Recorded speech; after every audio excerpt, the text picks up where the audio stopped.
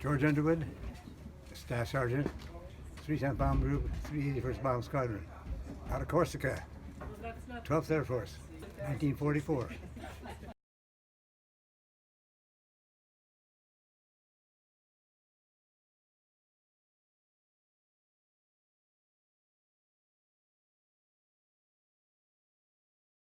You know, you as one of the original. I was looking to see if that was a real Bendix turret up there. It is. Well, it's a privilege to have you here. It's not very often we get veterans come. Well, actually, it is often, but every time it comes, it's an event. So we're happy to have you here. And one of the things I try to do is get some of it on videotape and a few photos so that members who are not lucky enough to be here to meet you can see it online. It was a good time working with Tom on his story. He filled in a lot of gaps for me on the history of our campaign in Italy. These guys were flying out off of Corsica, and they were the ones that went after the German supply lines in the Brenner Pass, which basically ended up winning the war in Italy. Top turret gunner out of B-25. I flew 68 missions. It was an interesting time. In 1944, I flew from January to July. I finished up my 68 then, and got flak happy and quit.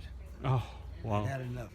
It was supposed to be 70, and he went out on his 69th mission twice, and finally told the flight surgeon, "I'm not going to make my 69th mission. I can't get to 70." And yeah, the weather was bad each time. We didn't get credit for the mission. Oh, wow. So I had flown my 70 as far as I was concerned, and gave up. The little note that says you're grounded and you go home. Excellent. I flew 68 missions as a top turret gunner in B-25, and the first 10 of my missions were low-level sea sweeps with a 75mm cannon in the Model G.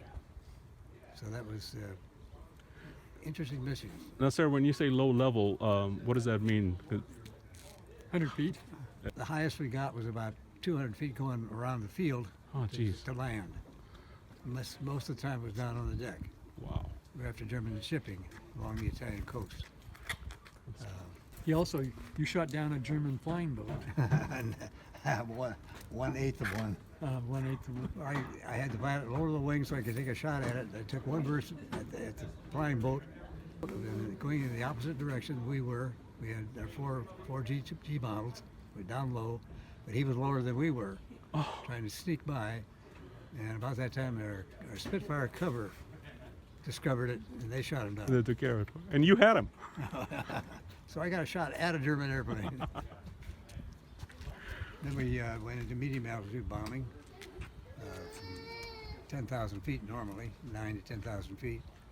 And the Brenner Pass was a lot higher than that. Yeah, they would go in at 9,000 feet. The mountains are at like 10 or 11,000 feet, and the Germans had guns up at 6,000 feet. Oh, wow.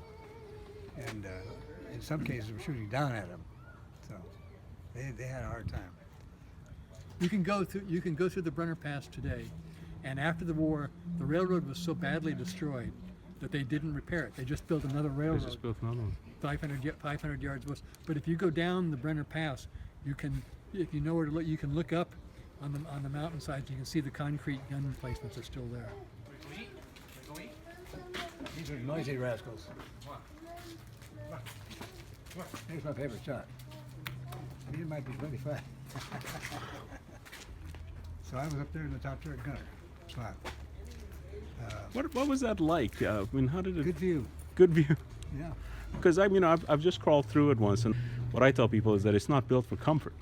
No, it was very noisy and very cold. Crawling from back to front was very difficult because it was a very constrained space, very tight. Looks like a pretty sturdy nose gear. Yeah, his plane. The one mission they came in and the nose gear collapsed. On your aircraft? Yeah, we didn't know that they had been shot out.